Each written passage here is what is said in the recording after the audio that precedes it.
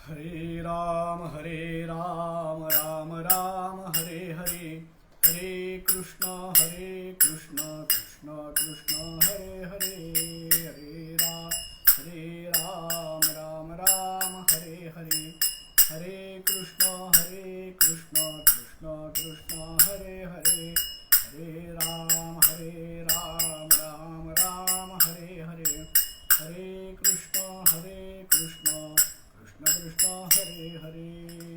गोपाल कृष्ण भगवान की जय। वक्रतुंड महाकाय सूर्यकोटि समप्रभ, निर्विघ्नं कुरु मे देव, सर्वकार्येषु सर्वदा। गणनाथ सरस्वती रवि शुक्र बृहस्पति, पंचेतान् संस्मरे नित्यं, वेदवाणी प्रवर्तते। वेदवाणी नमस्तुभ्यं वरदे कामरूपिणी, ग्रंथारंभं करिष्यामि, प्रसन्ना भव सर्वदा। कृष्णाय वासुदेवाय हरये परमात्मने, प्रणतक्लेशनाशाय गोविन्दाय नमो नमः। नारायणं नमस्कृत्य नरं चैव नरोत्तमं, देवीं सरस्वतीं व्यासं ततो जयमुदीरयेत्। ऋषिकल्पं रामभक्तं गुरुं यज्ञेश्वराभिधं, चतुर्वेदेश्वरः प्राणं प्रणमामि पुनः पुनः। आहेतु जननी मदीयनकळे, अज्ञानमीले करू, घाली गे मज प्रेम पाखर सदा, दूरी नको गे करू। प्रेमे वाहत मुक्त कंठ करुणी, नाही दुजे बंधन, प्रल्हादा गुरुराजया नित तुम्हा, माझे असो वंदन। जरी चरी वनी धेनू आठवी वत्स नित्य, जननी करीत कामे बालकापासी चित्त, तदुपरी गुरुमाये लेकुरा ठेवी प्रेम। श्री सद्गुरु रामानंद तुम्हा प्रणाम। जयाचा जगी जन्म नामार्थ झाला, जयाने सदा वासना मात केला, जयाच्या मुखी सर्वदा राम कीर्ती, नमस्कार त्या ब्रह्मचैतन्य मूर्ती। गुरुर्ब्रह्मा गुरुर्विष्णुः गुरुर्देवो महेश्वरः, गुरुः साक्षात् परब्रह्म, तस्मै श्री गुरवे नमः। विद्युद्दाम समप्रभां मृगपतिस्कन्धस्थितां भीषणां, कन्याभिः करवालखेटविलसद्धस्ताभिरासेवितां, हस्तैश्चक्रगदारिखेटविशिखां श्चापङ्गुणं तर्जनीं, बिभ्राणामनलात्मिकां शशिधरां, दुर्गां त्रिनेत्रां भजे। सदानंदीचा उदयोस्तु उदयोस्तु उदयोस्तु, बोल भवानी की जय, अंबा माता की जय, रेणुका माता की जय।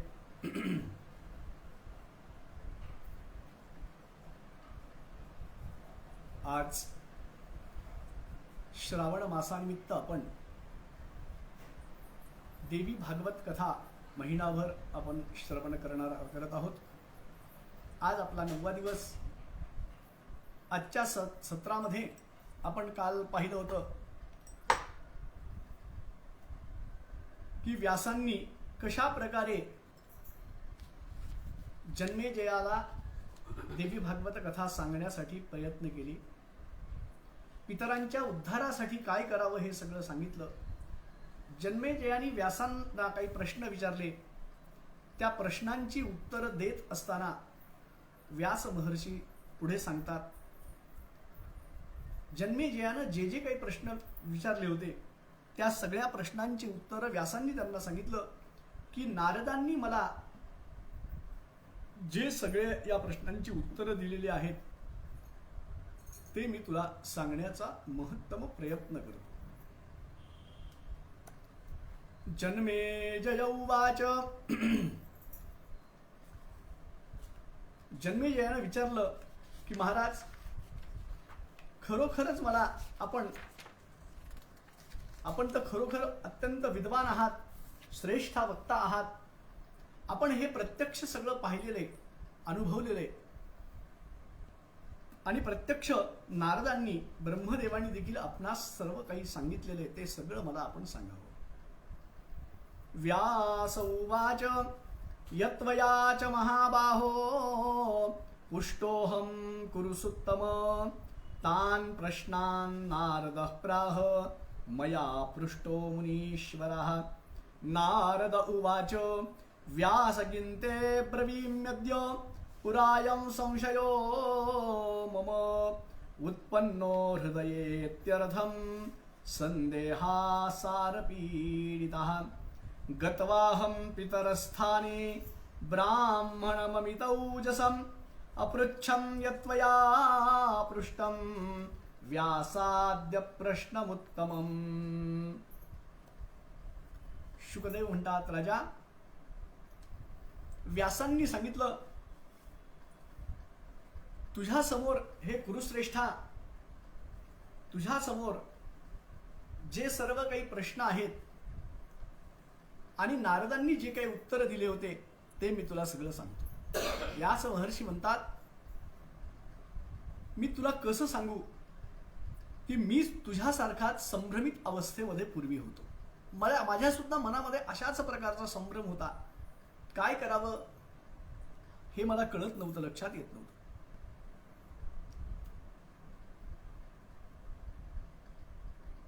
आणि त्यावेळेला ब्रह्मदेवाकडे मी गेलो. तू जे प्रश्न विचारले आहेस ते सगळे प्रश्न मी त्यांना विचारले होते. त्यावेळेला त्यांनी मला सांगितलं, हे सगळं ब्रह्मांड,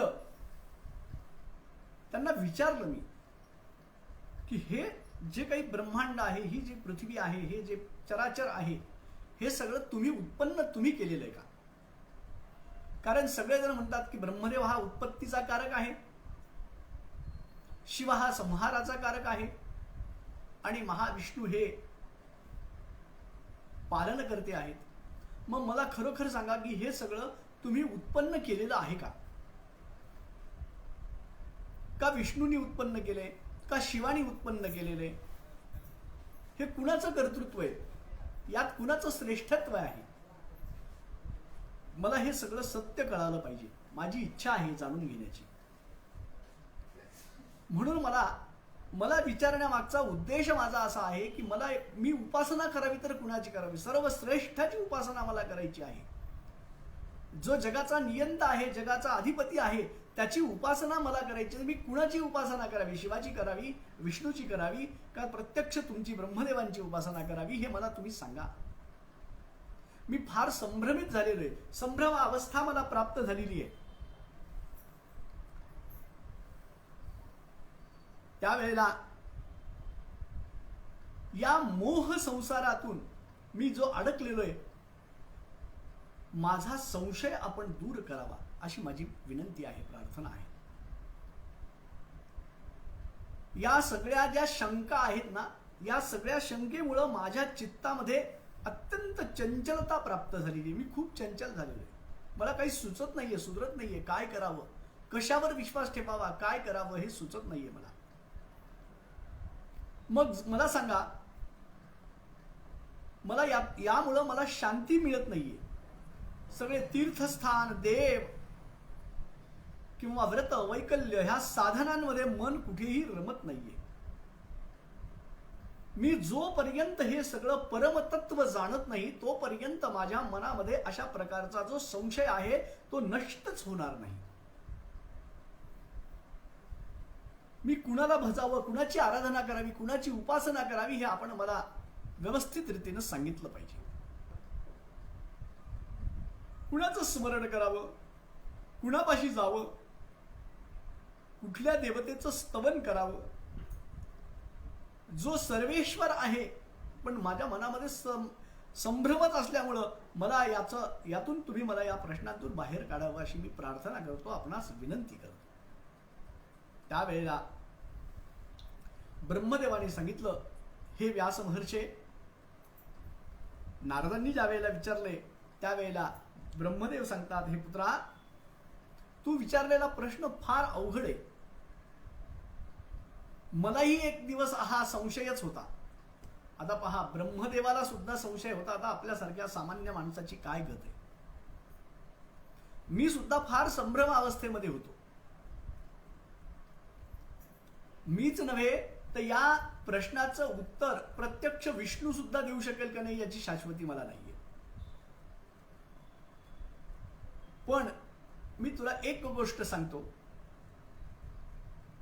तू अत्यंत बुद्धिमान आहेस म्हणून मी तुला सांगण्याचा प्रयत्न करतो. जे या संसारामध्ये, या मोहामध्ये आसक्त असतात, पुनरपि जननम पुनरपि मरणम पुनरपि जननी जठरे शयनम, हा ज्यांचा प्रवास चालू असतो ना, या सगळ्यांना यांच्यापैकी कुणालाही हे तत्व कधीच कळणार नाही, कधीच उलगडणार नाही प्रश्न. परंतु जो विरक्त आहे, जो निरहंकारी आहे, त्याला मात्र या प्रश्नाचा उलगडा निश्चित होऊ शकतो.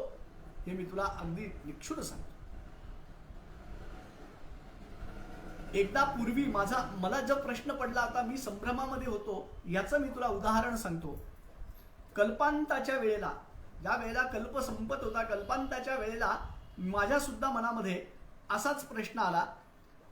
हे सगळं चराचर जगत सर्व नष्ट झालेलं होतं. मग हे सगळं नष्ट होऊन फक्त आणि फक्त या इतरत्र सर्वत्र ठिकाणी फक्त महासागरच होता, फक्त जलप्रलय होता. सगळीकडे जिकडे पाहावं तिकडे फक्त आणि फक्त पाणीच पाणी. मग हे सगळं पाणी असताना मी विचार करत होतो, हे सगळं पाणी आणि मी अचानक त्या एका कमळातून माझी उत्पत्ती झाली.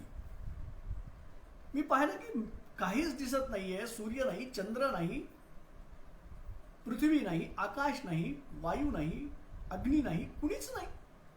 मीच एकटा या कमळामध्ये मी विराजमान आहे. माझा जन्म झालेला आहे. तर माझा जन्म झाला कुठून, कुणापासून माझा जन्म झाला? कारण मी जर या कमळामध्ये आलेलो तर कुठून तरी माझी उत्पत्ती झालेली आहे ना. हे सगळं पाणी आहे, हे सगळं चराचर व्यापलेलं आहे या जलानी. मग या चराचर जलानी जर व्यापलेलं आहे तर या जलाला सामावणारी किंवा हे जल साठवणारी एखादी शक्ती कुठेतरी असेल ना. मग ती शक्ती कुठून आहे, कोण आहे? या जलाला कुणी साठवून ठेवलेलं आहे? कुठल्या भांड्यामध्ये एवढं जल आहे? हे स्थिर होण्यासाठी काहीतरी बेस असेल, त्याला पृथ्वी असेल किंवा काही जमीन असेल, काहीतरी असेल. मग हे शोधण्यासाठी मी काय केलं, त्या कमल पुष्पातून वाकून पाहिलं. वाकून पाहिल्यावर मला त्या कमल पुष्पाचं देठ दिसलं.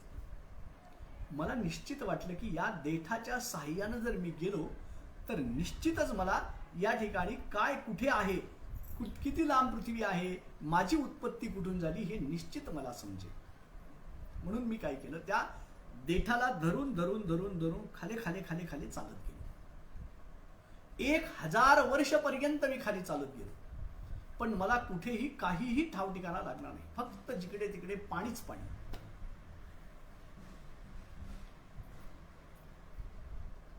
जमिनीचा पत्ता लागेना, कुणाचा पत्ता लागेना, कुणी दिसेना. आणि अत्यंत थकून गेलो. त्यावेळेला मला आकाशवाणी ऐकू आली. माझ्या कानावरती काही शब्द आले. तप तप तप कर. मला ऐकायला आलं की तप कर. मग तप केल्यानं तुझ्या मनामधली जी शंका आहे ती निश्चित निरसन होईल असं सांगितलं. म्हणून मी परत वरती आलो, कमलपुष्पावर बसून 1000 वर्ष पर्यंत मी तपश्चर्या केली.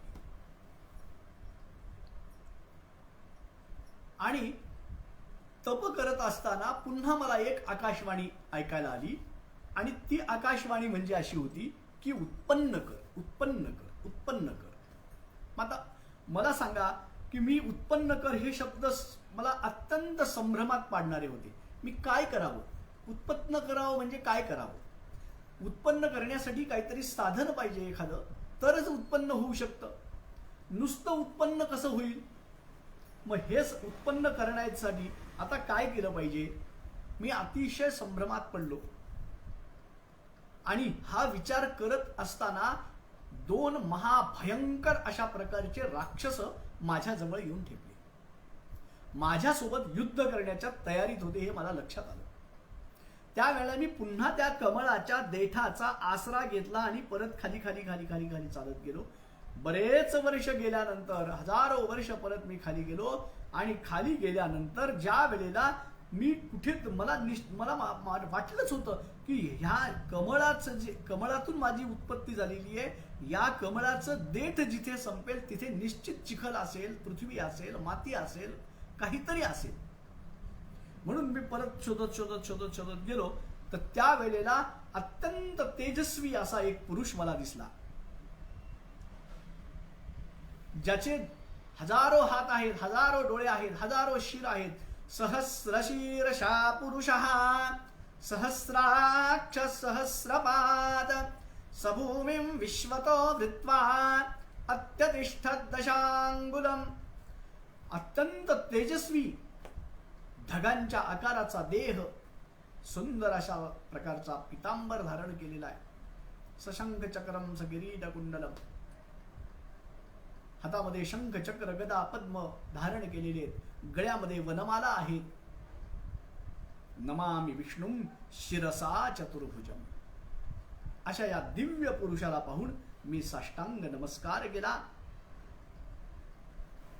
आणि त्याच्या नाभी कमलातून जे कमल उत्पन्न झालं होतं, माझी उत्पत्ती ज्यातून झाली होती ते देठ, ती जागा मला सापडली. आनंद वाटला. पण मी जेव्हा त्याच्याकडे पाहिलं, मला वाटलं की आता या राक्षसांपासून वाचवण्यासाठी हा अत्यंत सुयोग्य आणि अत्यंत योग्य माणूस आहे. कोण आहे मला माहिती नाही. मी त्याला खूप उठवण्याचा प्रयत्न केला पण काही उठायला तयार नाही. शेवटी मी त्या योगमायेची, निद्रा देवीची प्रार्थना केली.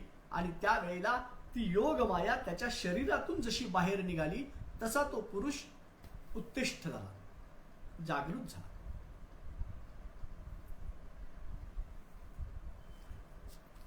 आणि जागृत झाल्याबरोबर मला अत्यंत आनंद झाला. मी नमस्कार केला आणि सांगितलं की हे 2 राक्षस मला मारण्यासाठी आलेले आहेत. त्यावेळेला त्या दोन्ही राक्षसांसोबत त्यानं 5000 वर्षपर्यंत युद्ध केलं. आपल्या मांड्यांचा विस्तार केला आणि त्या आपल्या मांड्यांवरती त्या दोन्ही राक्षसांचा वध केला.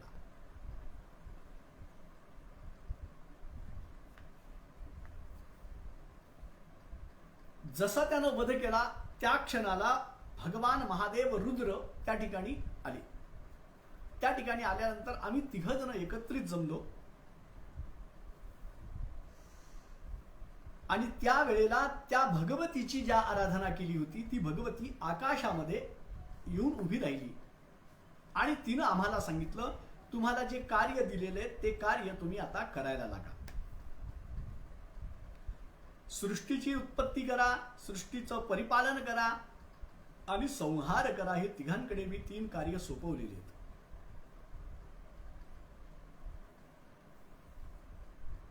मग त्यावेळेला त्या देवीला आम्ही नमस्कार करून विचारलं, हे महामाये, हे लते योगिन्यधीश्वरी, तू आम्हाला सांगतीयस की हे आम्ही सृष्टीची रचना करावी, उत्पत्ती करावी, संहार करावा, परिपालन करावं, पण आमच्याजवळ काय काय आहे म्हणून आम्ही तयार करावं, आम्ही कोण आहोत हेच आम्हाला माहिती नाही, तर आम्ही कसं त्याचं पालन करावं.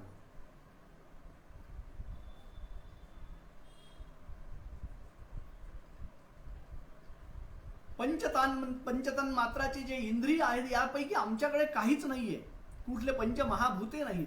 मग आम्ही उत्पत्ती सृष्टी लय कसा करावा? त्यावेळेला त्या भगवतीनं सांगितलं की मी अत्यंत अद्भुत अशा प्रकारचं एक दृश्य तुम्हाला दाखवते, एक गोष्ट तुम्हाला मी दाखवते.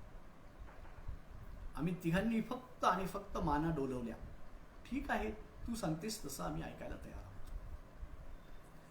तिने योगमायेनं एक अत्यंत सुंदर अशा प्रकारचं एक विमान त्या ठिकाणी बोलावलं आणि विमान बोलवल्याबरोबर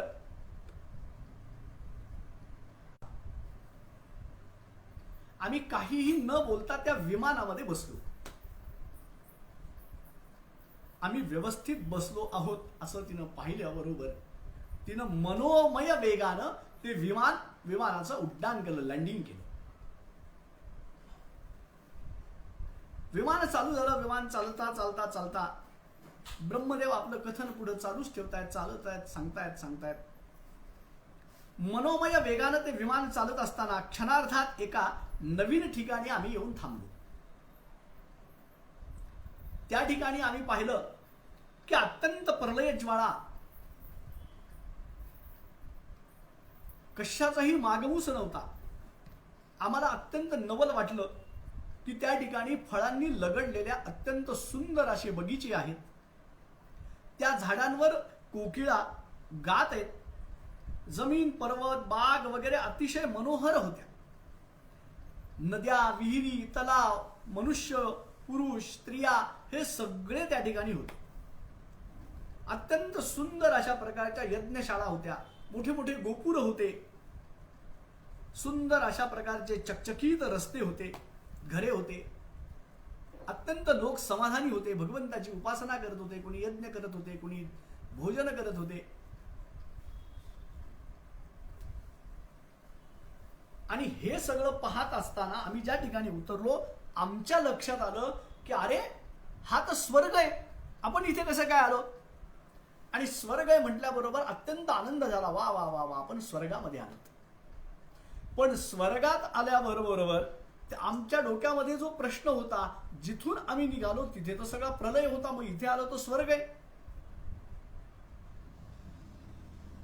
आणि त्या ठिकाणी जो आम्ही अजून एक पाहिलं की इंद्र शिकारीसाठी ऐरावतावर बसून निघालेला आहे. हत्तीवर बसून इंद्र शिकार करण्यासाठी निघालाय. हे सगळं पाहिलं आम्ही अचंबित झालो की हे काय आहे. इतक्यात पुन्हा ते विमान मनोमय वेगानं पुन्हा निघालो. तिथून पुन्हा आम्ही काही क्षणामध्ये निमिषार्धात, निमिषा आपण पाहिलं, नैमिषाचा अर्थ पाहिलेला आहे. निमिषार्धामध्ये एका वेगळ्याच ठिकाणी आम्ही येऊन परत पोहोचलो. त्या ठिकाणी जे पाहिलं आम्ही ते तर अत्यंत महाभयंकर अशा प्रकारचं होतं. अत्यंत नयन मनोहर नंदनवन होतं. एका पारिजातकाच्या झाडाखाली कामधेनू उभी होती. तिच्याजवळ 4 सुळे असणारा एक हत्ती कामधेनूच्या जवळ. शिवाय मेनका आदी असणाऱ्या अप्सरांचे थवेच्या थवे त्या ठिकाणी होते. त्या सगळ्या अतिशय आनंदामध्ये हसत नाचत नृत्य गान करत फिरत होत्या. शेकडो यक्ष, गंधर्व, विद्याधर सगळे जण दिसले. अत्यंत मंदार वाटिका, अत्यंत शांत रमणीय अशा प्रकारचं सुंदर वन त्या ठिकाणी दिसलं. आणि त्या ठिकाणी इंद्राणीसह इंद्र आमच्या दृष्टीला पडला. पहा, पहिल्यांदा एक इंद्र दिसला, दुसऱ्यांदा परत एक इंद्र दिसला. त्या ठिकाणी वरुणदेव, सूर्यदेव, अग्निदेव, कुबेर, यम हे सगळे आम्ही त्या ठिकाणी पाहिले. अत्यंत सुंदर अशा प्रकारचा पुन्हा एक स्वर्ग पाहिला. आम्ही थकीत झालो. आता काही क्षणापूर्वी, निमिषार्धापूर्वी एक स्वर्ग पाहिला. मनोमय वेगानं विमान निघालं, परत दुसरा स्वर्ग आम्हाला दिसला. काय आहे हा चमत्कार? असं विचार करत करत करत करत असताना इंद्र पाहिला आणि इंद्राला पाहिल्यावर आमच्या मनामध्ये अत्यंत विचार आला की हे काय, आपण काय पाहतो आहोत, कुठे आलोय आपण? इतक्यात पुन्हा ते विमान मनोमय वेगानं पुन्हा विमान निघालं आणि पुन्हा ज्या ठिकाणी थांबलो त्या ठिकाणी तर इतकं महाभयंकर आश्चर्य आम्ही पाहिलं. आम्ही ब्रह्मलोकामध्ये येऊन थांबलो. आता ब्रह्मलोकामध्ये ब्रह्मदेव सोबत आहे आणि ब्रह्मलोकामध्ये जाऊन थांबले. आणि जसं आम्ही तिथे थांबलो तर समोरून एक ब्रह्मदेव येताना दिसला. भगवान विष्णूंना अत्यंत नारायणाला नवल वाटलं की इथे आपल्या सोबत ब्रह्मदेव, परत समोरून ब्रह्मदेव येतोय. आणि त्या ब्रह्मदेवाच्या सभेमध्ये सर्व वेद, सगळ्या अंगांसहित, आपल्या षडंगासहित सगळे वेद आहेत, पूर्ण रूपानं उपस्थित आहेत.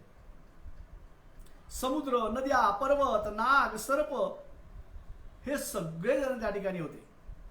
त्यावेळेला केशव आणि शिव, विष्णू आणि शिवांना मी विचारलं, हा नवीन ब्रह्मदेव कोण आलाय, कुठून आलाय? त्यावेळेला मी उत्तर दिलं, मलाही माहिती नाही. ब्रह्मदेवानं सांगितलं मलाही माहिती नाही. विष्णूनं सांगितलं मलाही माहिती नाही.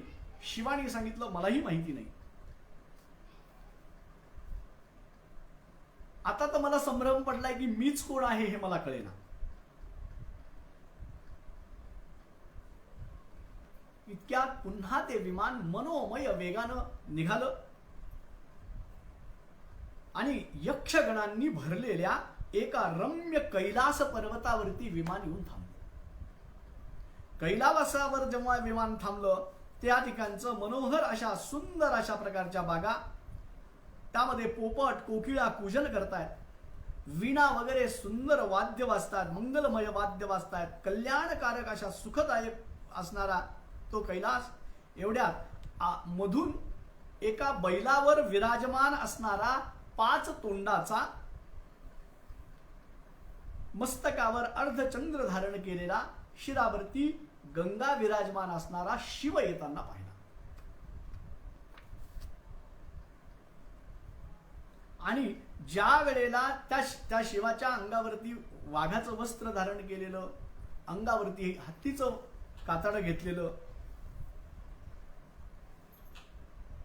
त्याच्यासोबत कार्तिकेय आहे, गणपती आहे, पार्वती आहे, अगदी नंदी सहित सगळे शिवगण त्या ठिकाणी आम्ही पाहिले. आणि हे आम्ही पाहिलं की हा वेगळाच कोणतरी शंकर आहे. हा आमच्या सोबत एक शंकर, तिथे एक शंकर. अत्यंत चक्रावून गेलं सगळं मन. तेवढ्यात आमचं विमान पुन्हा निघालं. आकाश वेग वायू मार्गाने निघालेलं आहे. आणि आम्ही एका ठिकाणी ज्या वेळेला येऊन पोचलो ते वैकुंठामध्ये विष्णूच्या मंदिरापाशी आम्ही आलो. तिथे तर आम्ही अत्यंत अलौकिक अशा प्रकारचं वैभव पाहिलं. फार मोठे महात्मे. तेवढ्यातच त्या आळशीच्या फुलांसारख्या कांतीचा असणारा, पितांबर धारण करणारा, चतुर्भुज असणारा, अत्यंत शांताकारं भुजगशयनं पद्मनाभं सुरेशं विश्वाधारं गगनसदृशं मेघवर्णं शुभांगं लक्ष्मीकान्तं कमलनयनं योगिभिर्ध्यानगम्यं वंदे विष्णुं भवभयहरं सर्वलोकैकनाथं. आणि त्या विष्णूला ज्या वेळेला आम्ही पाहिलं त्यावेळेला मात्र आश्चर्य आणि अवाक झालो. कुणी काही बोलायलाच तयार नाही, कुणी काही बोलू, सगळ्यांची बोलतीच बंद झाली. फक्त आम्ही एकमेकांकडे पाहत राहिलो. आम्ही ब्रह्मा पाहिला, शिव पाहिला, विष्णू पाहिला, इंद्र पाहिला, 2-2. आणि पुन्हा आमच्या मनामध्ये असा विचार आल्याबरोबर पुन्हा ते विमान अत्यंत मनोमय वेगानं पुन्हा उड्डाण केलं आणि एका अत्यंत सुंदर लाटांनी भरलेल्या अमृत सागरामध्ये ते आलं. त्या ठिकाणी अत्यंत सुंदर अशा प्रकारचे जलचर प्राणी, मंदार व पारिजातकाची झाडे असलेले, तऱ्हेतऱ्हेच्या जमिनी, चित्रविचित्र पदार्थांनी भरलेले एक मोठे बेट त्या ठिकाणी पाहिलं. हिरे, मोती, माणिक, अशोक, बकुल या सगळ्यांची झाडे, हंस, कारंडव, बगळे, केतकी, चाफा, भुंग्यांचा गुंजारव चालू होता. त्या बेटामध्ये एक अत्यंत शिवाच्या आकाराचा एक सुंदर पलंग पाहिला आम्ही. हे सगळं आम्ही विमानातूनच पाहतो. इंद्रधनुष्य, सप्तरंगाचा पलंग, त्याचा रंग इंद्रधनुष्यासारखा. आणि त्या मंचकावरती अत्यंत सुंदर अशा प्रकारची तरुणी बसलेली पाहिली आम्ही. अत्यंत सुंदर सौंदर्यवती बसलेली होती. तिनं आपल्या अंगावरती लाल फुलांच्या माळा, लाल पुष्पांच्या माळा, सगळे लाल फुलं, लाल वस्त्र धारण करून लाल रंगाचं उटणं लावलेलं होतं. तिचे अत्यंत विजेप्रमाणे तेजस्वी लाल डोळे, अत्यंत माणिकासारखे डोळे होते. करोडो लक्ष्मी ओवाळून टाकाव्यात इतकं सौंदर्य तिचं होतं. आरक्त वर्ण, अत्यंत सुंदर अशा प्रकारचं. तिनं हातात आपल्या पाश आणि अंकुश धारण केलेलं. तिच्या अवतीभोवती ह्रीम ह्रीम ह्रीम ह्रीम ह्रीम ह्रीम अशा प्रकारचा गुंजन करीत पक्षी तिच्या भोवती फिरत होते. सर्व प्रकारचा साज शृंगार केलेली, विशाल असे 2 स्तन मिरवणारी, हास्य वदन असणारी, अरुण वर्णाची करुणेची मूर्ती, भरपूर अलंकार तिच्या शरीरावर धारण केलेले आहेत. सोन्याचे कुंडल, बाजूबंद, तसेच श्रीचक्राकार कर्णभूषण, आपल्या शिरावरती अत्यंत सुंदर अशा प्रकारचा मुकुट, हृदयातील प्राणशक्तीसारखी तेजस्वी होती. तिच्याजवळ अनेक सख्या, अनंग कुसुमा इत्यादी ज्या देवी होत्या त्या सगळ्या तिच्या अवतीभोवती उभा राहून हल्लेखा भुवनेश्वरी, महेश्वरी अशी तिचे गर्जना करत होत्या, तिची स्तुती करत होत्या, जय जयकार करत होत्या. अत्यंत षटकोनाच्या आकारामध्ये त्रिकोण होता आणि त्या त्रिकोणामध्ये बरोबर ती देवी बसलेली होती. त्या त्रिकोणामध्ये ती देवी बसलेली पाहून आम्ही मात्र अचंबित झालो. हे काय आहे? आता नवीनच आम्हाला अजून काहीतरी पाहायला मिळते. अतिशय सुंदर अशा प्रकारचं. ही कोण असावी ही सुंदरी? आम्ही तर चक्रावून गेलो, विचार करत राहिलो. आणि इथे कसे काय, आपण इथे कसे काय आलो, ह्या गोष्टी आपल्याला कशा काय समजतील, कसा विचार करावा. पहिल्यांदा आम्हाला वाटलं की ही कुणीतरी गांधर्वी असावी, एखादी देवस्त्री असावी. पण ज्या वेळेला तिच्याकडे आम्ही पाहिलं त्यावेळेला आमच्या मनात निश्चितच ही कुणीतरी फार वेगळी महान शक्ती असावी. आणि त्या अचानक त्या देवीला अत्यंत हास्यवदना होती. अचानक विष्णूला स्मरण झालं आणि त्या भगवान विष्णूंनी त्यावेळेला सांगितलं, अरे ही तर भगवती आहे. मला पूर्वजन्मातली पूर्वीची मला आठवण झाली. ही तर महान भगवती आहे, अत्यंत तेजस्वी, आपल्या सगळ्यांची मूळ कारण आहे. हे सगळं स्मरण झालं विष्णूला. ही अविनाशी महाविद्या, महामाया, महामेधा, महास्मृती, महामोहाच भवती, महादेवी महेश्वरी, अत्यंत सुंदर अशा प्रकारची ही देवी ही सगळ्यांची कारक आहे, आपली मूळ आहे. हे विश्वेश्वरी, हे वेदगर्भा, विशालाक्षी, सर्वांची आदी ईश्वरी, शिवा, कमलनयनी, लोकांचा मात्र सेवा करण्यामध्ये सगळेजण त्यांचे तत्पर होते. आणि ही तर सगळ्या विश्वाला खेळवणारी आहे. प्रलय काळात सुद्धा बीज रूपाने स्वतःमध्ये सगळं विश्व सामावून घेणारी आहे. ही तर बीजमयी आहे. असंख्य विभूती हिच्या जवळ उभ्या आहेत. दिव्य अलंकार धारण केलेली महाभगवती. आज हिचं जे दर्शन झालं ना, आपण पूर्वी केलेल्या हजारो वर्षांच्या तपश्चर्येचं हे फल म्हणून आज आपल्याला तिचं दर्शन झालेलं. अशा प्रकारे त्या तिघांचा संवाद चालू असताना ब्रह्मदेव सांगतात, अरे आपण तर हजारो वर्ष तपश्चर्या केलेली आहे म्हणूनच अशा प्रकारचं दर्शन आपल्याला प्राप्त झालं. सामान्यांना कुणालाही असं या भगवतीचं दर्शन होणे नवे होणारच नाही. हे देवांनो, अखिल ब्रह्मांडाची ही दृष्टी आहे. सर्वांची मूळ कारण मीमांसा आहे. विष्णूने सांगितलं, ज्या वेळेला सगळा प्रलय झालेला होता, मी एका वटवृक्षाच्या पानावरती वटस्य पत्रस्य पुटे शयानं बालं मुकुंदं मनसा स्मरामि चतुर्भुजे चंद्रकलावतंसे कुचोन्नते कुंकुमरागशोणे पुंड्रेक्षुका पाशांकुश पुष्पबाण धस्ते नमस्ते जगदेकमातः. अत्यंत सुंदर अशा प्रकारची मी देवी पाहिली. अरुणाम अतिशय करुणाम अभिनव कुल सुंदरी वंदे असं म्हणून नमस्कार केला. त्या बाल रूपामध्ये मी असताना पायाचा अंगठा माझ्या तोंडामध्ये घालून मी खेळत होतो. त्या ह्याच देवीनं माझं संगोपन केलेलं आहे. हिनंच मला वाढवलं, हिनंच मला मोठं केलेलं. लालन पालन केलं, परिपोषण केलं. माझ्यासाठी तिनं अंगाई सुद्धा गायलेली आहे.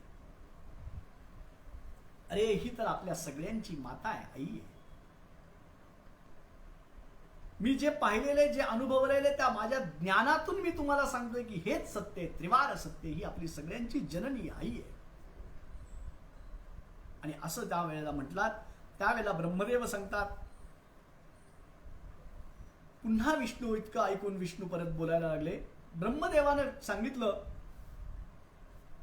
की आता भगवंता, हे महाविष्णू, तुम्ही जर पाहिलेलं आहे तर आम्हाला सगळी हकीकत तुम्ही सांगा. आता ब्रह्मोवाच युक्त्युक्ते हरिणाम वाक्ये सुप्रहृष्टौ सुसंस्थितौ जातौ प्रमुदितौ कामं निकटे गमनालयम् ओमित्युक्त्वा हरिं सर्वे विमानात् तत्वतार्स्वयः उत्तीयं निर्गताद्वारी शंकमाना मनस्यदम्. हे भगवंता, आपण आता मला सगळं काही हकीकत तुम्ही सांगा. आता आपण सर्व जर तिच्या समोर जाऊ, तिला प्रार्थना करू, तिला विनंती करू, हात जोडून आपण तिची विनंती करू, प्रार्थना करू. ही महामाया भगवती आपल्याला निश्चित आशीर्वाद देईल. आपण जाताना कदाचित जर तिच्या द्वारापाशी गेलो आणि त्या द्वारपालांनी आपल्याला जर तिच्या अडवलं, तिच्या सेविकांनी आपल्याला जर अडवलं, तर आपण आतमध्ये जायला नको. आपण बाहेरूनच तिला पाहू, दर्शन करू, नमस्कार करू म्हणून सगळेजण निघालेले आहेत. तिच्या त्या द्वारापर्यंत येऊन पोहोचल्याबरोबर त्यांनी पाहिलं की अत्यंत सुंदर अशा प्रकारची मनोहर रूप जवळ येऊन पाहिलं. आणि जसे जवळ आले तसे तिनं त्यांच्याकडे पाहून स्मित हास्य केलं. आम्ही अत्यंत हात जोडून तिचं रूप निहाळत होतो. अनेक रत्न जडवलेले होते. अनेक कोटी सूर्याप्रमाणे लखलखीत अशा प्रकारचे तिच्या पायाखाली सुंदर अशा प्रकारचं आसन होतं. आणि त्या जवळ हजारो दासी होत्या. सगळ्या तिची सेवा करत होत्या. आम्ही ज्या वेळेला आतमध्ये गेलो, जसं त्या चौकटीच्या आतमध्ये गेलो, द्वारामध्ये गेलो, आमचा वेश पालटला. आम्ही स्त्री रूपा झालो. ब्रह्मा विष्णू महेश तिन्ही स्त्री रूप झाली. आणि जसे आम्ही स्त्री रूप झालो, आम्ही तसं त्या भगवती जवळ गेलो, नमस्कार केला. चित्र विचित्र अशा प्रकारचे वस्त्र तिने घातलेले होते. नानाविध प्रकारच्या देवी तिच्या जवळ होत्या. कुणी गाणं म्हणत होत्या, कुणी नाचत होत्या, कुणी हात वाद्य वाजवत होत्या, कुणी भगवतीची उपासना करत होत्या. नारदा, यापेक्षाही अजून मोठं आश्चर्य मी सांगतो की त्या देवीच्या पायांच्या बोटाच्या नखामध्ये, पहा, देवीच्या पायाच्या बोटाच्या नखामध्ये सगळं चराचर ब्रह्मांड आम्हाला दिसलं. फक्त देवीच्या पायाच्या नखामध्ये. त्या नखामध्ये आम्ही काय पाहिलं पहा. त्या नखामध्ये ब्रह्मांड होतं, ज्यामध्ये विष्णू, रुद्र, ब्रह्मा, सूर्य, वायू, अग्नी, यम, वरुण, त्वष्टा, कुबेर, इंद्र, पर्वत, महासागर, नद्या, गंधर्व, अप्सरा, विश्वावसू, चित्रकेतू, श्वेत, चित्रांगव, नारद, तुंबरू, हाहा, हुहू, अश्विनी कुमार, वसु, सिद्ध, साध्य, पितर, शेष, आधी करून नाग, किन्नर, भुजंग, राक्षस, हे सगळे त्या ठिकाणी होते. आणि याखेरीज वैकुंठ, सत्यलोक, कैलास पर्वत हे तिच्या नखामध्ये होते. कमळात बसलेला ब्रह्मदेव, शेषावर आरूढ बसलेला विष्णू, नंदीवर आरूढ असलेला शंकर आणि आता 5000 वर्ष पर्यंत युद्ध करून ज्या राक्षसांना मारलं ते राक्षस मधु आणि कैटभ सुद्धा त्या ठिकाणी. मला आश्चर्य वाटलं की काय असं, हे काय आहे. मला तर कळेच ना की काय पाहतय मी. माझ्या डोळ्यांवर माझा विश्वासच बसेना. भगवान आणि शंकर यांची सुद्धा अवस्था माझ्यापेक्षा काही वेगळी नव्हती.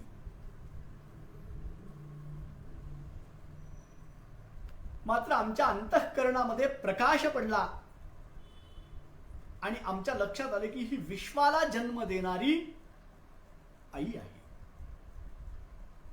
अत्यंत 100 वर्ष पर्यंत आम्ही त्या ठिकाणी राहिलो. बरं, 100 वर्ष पर्यंत, 100 वर्ष त्या भगवतीची जेव्हा आम्ही सेवा केली, त्या भुवनेश्वरीची भगवान विष्णूंनी स्तुती केली. अत्यंत भगवतीची विचार करत करत करत भगवंतांनी सांगितलं. ब्रह्मदेव म्हणतात, भगवान विष्णूंनी ज्या वेळेला स्तुती केली, नमो देव्यै प्रकृत्यै च विधात्र्यै सततं नमः कल्याण्यै कामदायै च वृद्ध्यै सिद्ध्यै नमो नमः सच्चिदानंद रूपिण्यै संसारारणये नमः पंचकृत्य विधात्र्यै ते भुवनेश्वर्यै नमो नमः नमो देव्यै महादेव्यै शिवायै सततं नमः नमः प्रकृतिभद्रायै नियता प्रणता स्मता. भगवतीची अशा प्रकारे ज्या वेळेला आम्ही स्तुती केली, विष्णूंनी स्तुती केल्याबरोबर हे भुवनेश्वरी, तुम्हाला आम्ही वारंवार वंदन करतो आहोत, नमस्कार करतो आहोत. आमच्या सर्वांची आधार रूपिणी आणि गुप्त रूपात राहणाऱ्या असेच अर्धमात्रेची अर्धरूपा हृदयामध्ये निवास करणारी प्राणशक्ती स्वरूपे हे देवी, तुला माझा पुन्हा पुन्हा नमस्कार असो, साष्टांग नमस्कार असो. आता मात्र मला पूर्णपणे कळून चुकलं होतं की हे सगळं जग तुझ्याच आधारावर टिकून आहे. तुझ्या आधाराशिवाय दुसरं काहीच नाहीये. फक्त आणि फक्त तुझाच एकमेव आधार आहे.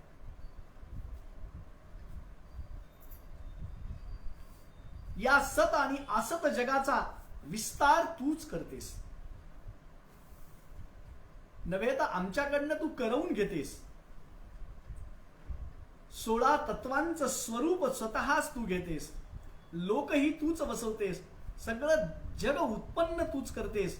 एखाद्या जादूगाराप्रमाणे तुझ्या मनोरंजनासाठी उभारलेला हा सगळा खेळ वाटतो आम्हाला.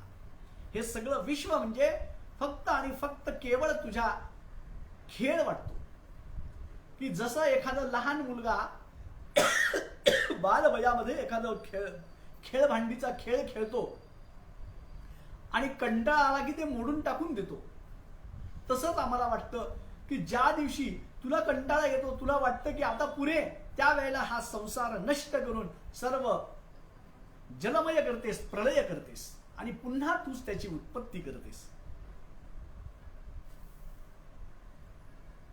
तुझ्याच प्रभावाने या सगळ्या चराचराला तू अत्यंत आनंदी करतेस. सर्वांना तू प्रकट करतेस. कल्पांताच्या वेळी सर्व काही नष्ट पण करून टाकतेस. तुझ्या अशा या रूपाचा ठाव ठिकाणा सुद्धा आम्हाला लागत नाही. या सगळ्या ब्रह्मांडाचा विस्तार करून घेतलास. आम्हाला सगळ्यांना तू सुखी केलंस आणि तुझ्या दर्शनाच्या प्रभावानं आम्ही अत्यंत व्याकुळ झालेलो आहोत.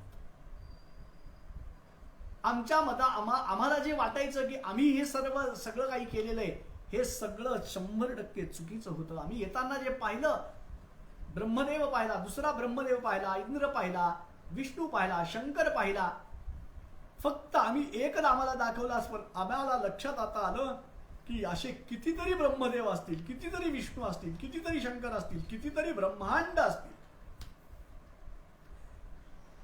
कितीतरी असे लोक असतील ज्याचा विस्तार तुझ्याकडनं होतोय.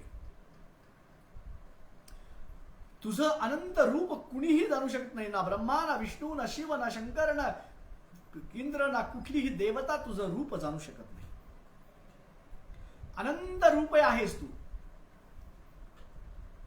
आत्ता आम्ही जो प्रत्यय तुझा घेतलेला आहे, ब्रह्मा, विष्णू, महेश, रुद्र, वसुगड, स्वर्ग, पृथ्वी, आकाश, वायू, आप, वायू, पंचमहाभूते, हे सगळे आम्ही निरनिराळ्या ठिकाणी निरनिराळे पाहिले.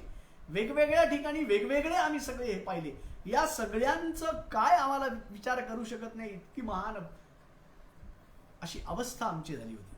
हे जगदंबे, तू विश्वाची उत्पत्ती करणारी आहेस. विश्वाची गतीही तूच जाणतेस. तुझ्या पुढे आम्ही काय बोलावं, काय तुझी स्तुती करावी. तुला जे योग्य वाटेल ते तू आम्हाला सांग. ब्रह्मा निर्माण करणारा, विष्णू पालन करणारा, शिव संहार करणारा, परंतु ही देवी ही काही खरं नाहीये. हे सगळ्या जगाला, सगळ्या लोकांना जे वाटतं ना की ब्रह्मदेव सगळ्यांचा उत्पत्तीचा कारक आहे, ब्रह्मापासून अहम ब्रह्मास्मी, ब्रह्मदेव उत्पत्ती करतो, पण काही नाहीये. विष्णू परिपालन करतो, पोषण करतो, काही विष्णूंच्या हातात नाहीये. संहार भगवान शिव करतात, कुणाच्याच हातात काही नाहीये. तुला ज्या वेळेला वाटतं त्याच वेळेला तू आमच्याकडनं हे करवून घेतेस. एका कठपुतलीसारखे आम्ही तिघ जण आहोत. तू आमच्यामध्ये ज्या शक्तीनिशी आहेस तेच महत्वाचं आहे. तुझ्या या आधार शक्तीनं ह्या विश्वाची तू विश्व धारण करतेस. सूर्याला तेज सुद्धा तुझ्यापासून मिळतं. अदृश्य राहून सगळं हे जग तू चालवत असतेस. तुझ्या सत्तेमुळे ब्रह्मा, विष्णू, शंकर पुन्हा पुन्हा जन्माला येतात. पुन्हा पुन्हा मात्र इंद्र जन्माला येतो. परत परत सगळ्या देवता जन्माला येतात. परत परत हे विश्व जन्माला येतं. आणि या सगळ्या विश्वाची जननी तू आहेस.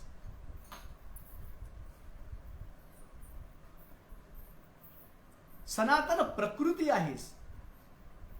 हे भगवती, बुद्धिवत्तांची जी बुद्धी आहेस, वेदांचे जे मूळ आहेस, जी गायत्री मंत्र तूच आहेस, स्वाहा स्वधा ही सगळी तूच आहेस. सगळ्या गुणमयी तू आहेस. अर्धमात्रा तू आहेस.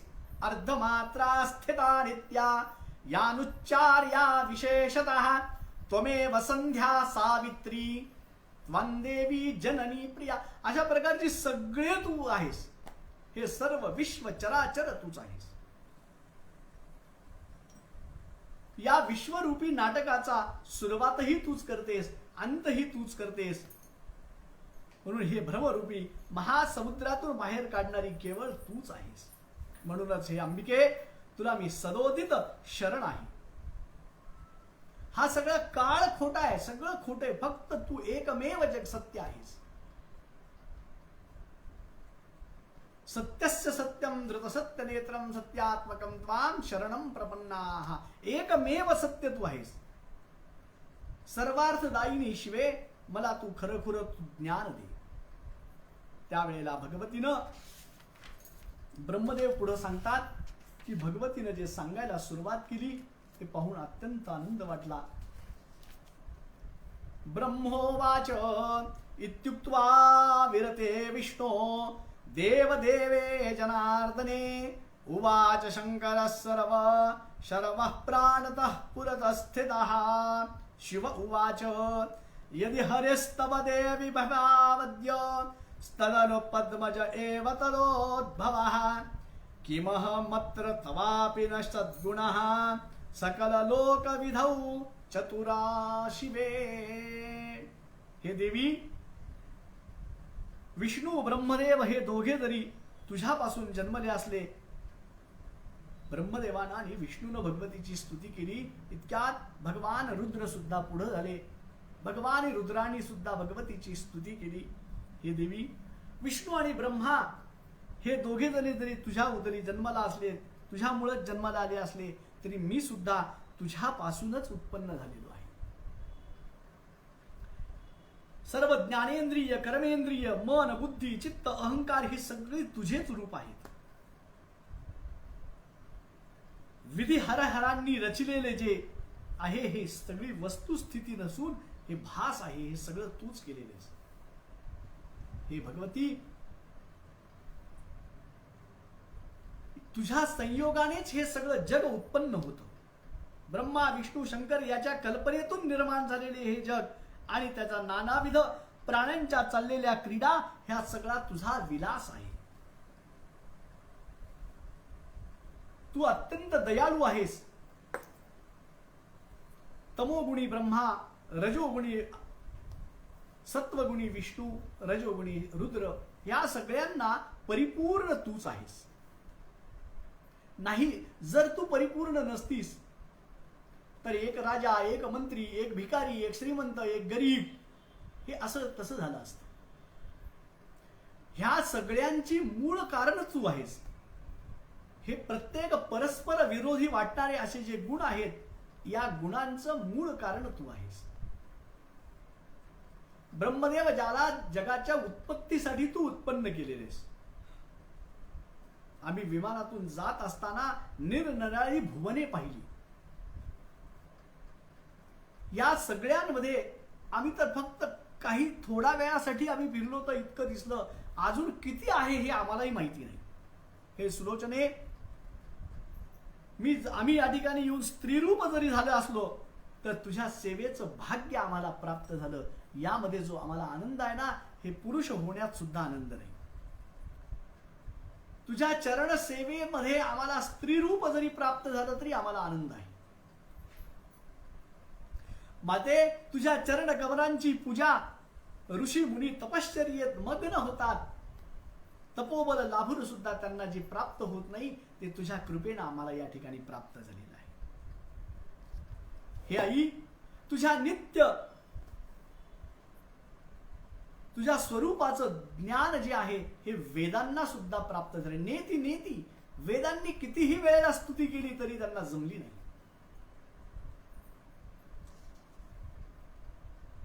म्हणूनच मोठ्या मोठ्या यज्ञांसारखे काम्य कर्म त्यांनी तुझ्या नावाची योजना केलेली आहे. मोठे मोठे यज्ञ ज्या वेळेला तुझ्याच अंशभूतातून होतात. स्वाहा हा शब्द उच्चारल्याशिवाय यज्ञच होत नाही. स्वाहा हे भगवतीचं नाव आहे. सर्व समावेशक अशा प्रकारची त्रिभुवन सुंदरी तू आहेस. मीच करता आहे, मीच हे सगळं संपूर्ण ब्रह्मांड मीच उत्पन्न करतो, तेव्हा माझ्यापेक्षा श्रेष्ठ कुणीही नाही, मी सर्वश्रेष्ठ आहे असं ब्रह्मदेवाला असं वाटत होतं. परंतु आता तो सगळा संभ्रम नष्ट झालेला आहे. हे माते, तुझ्या चरण कमलांचा वियोग आम्हाला कधीही होऊ नये. ज्या ज्या वेळेला आमची इच्छा होईल त्या त्या वेळेला तुझं दर्शन आम्हाला व्हावं. तुझा जन्म कसा आणि कुठे झालाय, कधी झालाय हे कुणी पाहिलं नाही, कुणाला माहित पण नाही. त्यावेळेला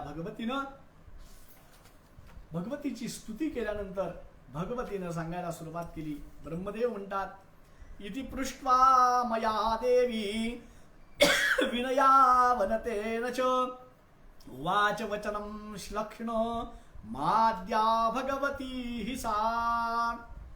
देव्युवाच सदैकत्वन्न भेदौस्ति सर्वदेव ममास्य च योऽसौ साममहं सो योऽसौ भेदोऽस्ति मति विभ्रमात् आवयोरन्तरं सूक्ष्मं यो वेदमतिमान् हि सः विमुक्त संतु संसारात् मुच्यते नात्र संशयः. ब्रह्मदेव म्हणतात, ब्रह्मदेवांचं आपलं सांगणं पुढे चालूच होतं. हे नारदा, मी आणि परमात्मा हे एकच आहोत. आमच्यात वेगळा असा काहीही नाहीये. परमात्मा म्हणतात तोच मी, आणि शक्ती आहे तो परमाशक्ती आहे तोच परमात्मा आहे. बुद्धी, श्री, धैर्य, कीर्ती, स्मरण शक्ती, श्रद्धा, मेधा, शक्ती, दया, लज्जा, भूक, तहान, क्षमा सर्व गोष्टी म्हणजे मीच आहे. मीच कांती आहे, मीच शांती आहे. हा झोप, गुंगी, वृद्धत्व, तारुण्य, विद्या, अविद्या, ईर्ष्या, वासना, शक्ती आणि निशंकपणा हे सगळं तूच आहेस. शरीरातील चरबी, शरीरातील मज्जा, तंतू, कातडी, बोलण्याची शक्ती, खरे खोटे, पराभव, मध्यमा, पश्यंती, वरा, वाचा, हे सगळं असंख्य नाड्या, सर्व गोष्टी म्हणजे पुन्हा मीच. शरीरातला एकही अवयव माझ्या विना होत नाही. भगवती सगळ्यांना सांगतीये. पण प्रत्येक देवतेच्या ठाई मी वेगवेगळ्या रूपाने राहते. प्रत्येकाच्या ठाई मी वेगळ्या वेगळ्या नावाने वसत असते. कुणी ब्रह्मा आहे, कुणी विष्णू आहे, कुणी शिव आहे, कुणी इंद्र आहे, कुणी नद्या आहेत, कुणी ऋषी आहेत, कुणी पर्वत आहेत. नानाविध प्रकारे प्रत्येक चराचरामध्ये वेगवेगळ्या नावाने मी वसत असते. सूर्यलोकाचं तेज, सूर्यातले तेज, चंद्राची शीतलता या रूपांनी सुद्धा मीच वसत असते. अग्नीची उष्णता, पाण्यातील गारवा हे सगळं माझ्यापासूनच उत्पन्न आहे. हे ब्रह्मा, तुझेच उदाहरण पहा. तू रचना जी करतोस ती मूळ कारण तुझ्या ठिकाणी असलेली निर्माण शक्तीच आहे. जर पहा, एखादी निर्माण शक्ती ब्रह्मशक्ती आहे का? तर ब्रह्मामध्ये काहीच नाहीये. ब्रह्म वेगळं जर शक्ती जर वेगळी काढली ब्रह्मातली तर ब्रह्म काहीही करू शकत नाही. अशाच प्रकारे हरी, शंभू, इंद्र, अग्नी, चंद्र, त्वष्टा, वरुण, वायू यांचे कर्तृत्व शक्तीमुळे आहे. शेष जो आहे तो सुद्धा एवढी पृथ्वी तोलून धरतो. त्याच्या शक्तीशिवाय धरतो का? जर शेषातली शक्ती नष्ट झाली तर काय शिल्लक राहील? शक्ती नष्ट झाली म्हणजे सगळंच गेलं. पहा, बालवयामध्ये, तारुण्यावस्थ्यामध्ये आणि वृद्धत्वामध्ये माणूस तर एकच असतो. तारुण्यातलाही तोच माणूस आहे, बालपणातलाही तोच माणूस आहे आणि वृद्धापकाळातलाही तोच माणूस आहे. बालपणात आणि वृद्धापकाळामध्ये सारखी शक्ती असते का जी तारुण्यामध्ये असते? तारुण्यात असताना माणूस क्विंटल भराचं पोतं आपल्या पाठीवर घेऊन फिरू शकतो, नेऊ शकतो, उचलून नेऊ शकतो. तो वृद्धापकाळामध्ये नेऊ शकत नाही किंवा बालवयामध्ये नेऊ शकत नाही. वृद्धापकाळामध्ये जो माणूस अनुभवानं सांगू शकतो, अनुभवाची जी शक्ती आहे ती बालवयामध्ये सांगू शकत नाही. म्हणून शक्ती विना काहीच नाहीये. म्हणून जी आदिशक्ती आहे ती माणसाच्या शरीरातली शक्ती म्हणजेच भगवती. आता तुला प्रश्न पडला असेल की ही पृथ्वी जी होती ती कुठे गेली, त्या पृथ्वीचं काय झालं, असा प्रश्न ज्या वेळेला पडला. पृथ्वीचे अनंत रूप, असंख्य सूक्ष्म अशा प्रकारचे परमाणू आहे हे तू खात्रीनं समज. महत्त्व या नावानं एक तत्व आहे, त्याचा तू स्वीकार कर. शाश्वत, क्षणिक, शून्य, नित्य, अनित्य, सगृत्व आणि अहंकार या 7 प्रकाराहून वेगळे असून 7 प्रकारांनी ते नटलेले आहेत. अहंकाराची उत्पत्ती यातूनच होते. मग पूर्वीप्रमाणे चराचर भूतमात्राची रचना तू कर. ब्रह्मदेवाला भगवतीनं सांगितलं.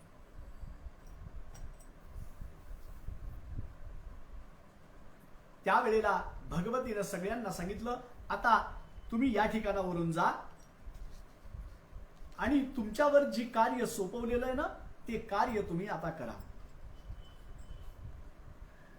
जगज्जनीनं हसून विष्णूला सांगितलं, हे विष्णू,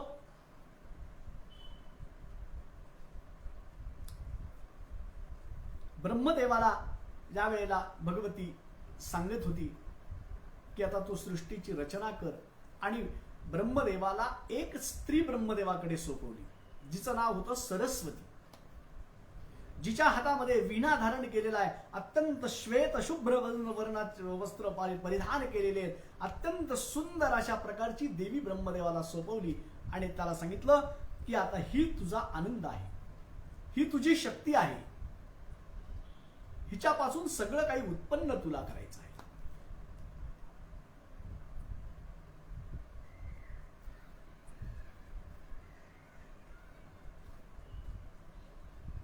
नाना प्रकारचे यज्ञ करून तुम्ही सगळेजण संतुष्ट व्हाल, तुमचे सर्व भय नष्ट होतील. वाराही, वैष्णवी, गौरी, नारसिंही, सदाशिवा अशा आणखी हजारो शक्ती हे कार्य तुझ्यासोबत येऊन करतील. विष्णूला सांगितलं, हे विष्णू, आता तू या लक्ष्मीला बरोबर घेऊन जा. ही लक्ष्मी तुझ्या हृदयामध्ये नित्य वास करील. हे तू निसंशय तू समज. ही सर्वार्थ सादायिनी अशा प्रकारची कल्याणी मी तुला क्रीडा करण्यासाठी म्हणून तुला मी जोडीदारीन, तुझी धर्मपत्नी म्हणून मी तुला देत आहे. हिचा योग्य प्रकारे सन्मान कर, कधीही तिचा तिरस्कार करू नकोस. आणि ही लक्ष्मी नारायणाची जोडी मी योजिलेली आहे. देवांचा जीवन निर्वाह व्हावा यासाठी यज्ञांची मी योजना केलेली आहे. आणि तुम्ही तिघेही परस्परांशी सहकार्य करून राहा. ब्रह्मा, शिव आणि रुद्र, विष्णू एकंदरीत सर्व देव हे माझे अंश असल्यामुळे सर्वांना पूज्य आणि वंदनीय होतील, हे मी तुम्हाला सांगते आहे. एवढ्यात विष्णूला सांगितल्यानंतर ती त्रिगुणा व निर्गुणा अशी शंकराला अमृत मधुर वाणूने भगवती म्हणाली, हे शंकरा, ही मनोहर महाकाली गौरीचा तू स्वीकार कर. कैलासाची रचना कर आणि अत्यंत सुखाने त्या ठिकाणी राहा. तुझ्या ठिकाणी तमोगुण असेल, विष्णूच्या ठिकाणी सत्वगुण असेल. सात्विक शक्ती ही विष्णूच्या ठिकाणी आहे, रजो शक्ती ही ब्रह्मदेवाच्या ठिकाणी आहे आणि महादेवाच्या ठिकाणी रजो शक्ती आहे. सात्विक आणि राजसी शक्ती ही थोडी थोडी तुझ्या अंगी असेल, पण रजोगुण तुझ्या अंगी जास्त असेल.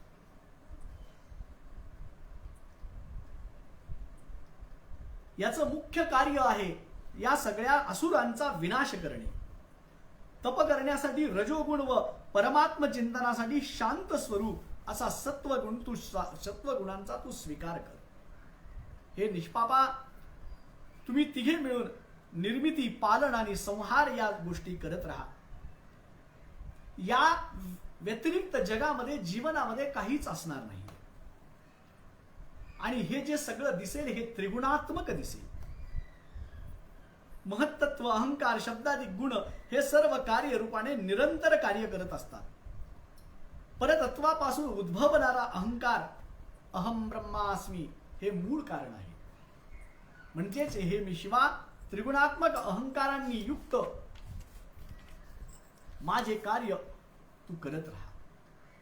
ब्रह्मदेव म्हणतात, अशा प्रकारे आम्हाला शक्तीसहित तिथे निरोप दिला आणि विष्णू, महालक्ष्मी, शंकर, महाकाली आणि मी व महासरस्वती असे आम्ही तिघ जण विमानात बसलो आणि क्षणार्धात ज्या ठिकाणी वधू कैटभाचा वध केला होता त्या ठिकाणी आम्ही येऊन पोचलो. क्षणार्धात येऊन पोचलो. ब्रह्मदेव पुढे म्हणतात, नारदा, अशा प्रकारे महाप्रभावी देवीचं दर्शन झाल्यानंतर मला व विष्णूला जे प्रश्न पडले होते त्या सगळ्यांचा प्रश्नांचं उत्तर प्राप्त झालं. त्या भगवतीचं दर्शन घडल्यानंतर सगळ्या मनातल्या शंका निरसन झाल्या. जसं मी आणि विष्णूनी पाहिलं तसं शंकराने सुद्धा तिला पाहिलं होतं. व्यासांनी कथन पुढे चालू ठेवलं. जन्मेजयाला व्यास म्हणतात, नारदांनी आनंदित होऊन ब्रह्मदेवाला विचारलं, अविनाशी आणि अढळ व निर्गुणी असा आदिपुरुष तुम्ही पाहिला, जो अनुभव घेतला त्या संबंधी आम्हाला आपण थोडंसं सांगावं.